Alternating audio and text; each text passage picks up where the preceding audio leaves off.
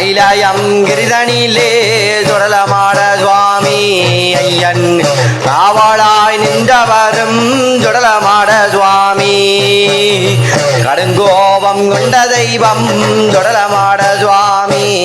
ஆதான் கடும்பெளிகள் உண்ட தெய்வம் சுடலமாட சுவாமி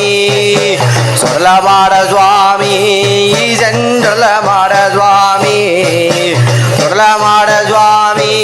ஐயா சுடலமாட சுவாமி சுடலமாட சுவாமி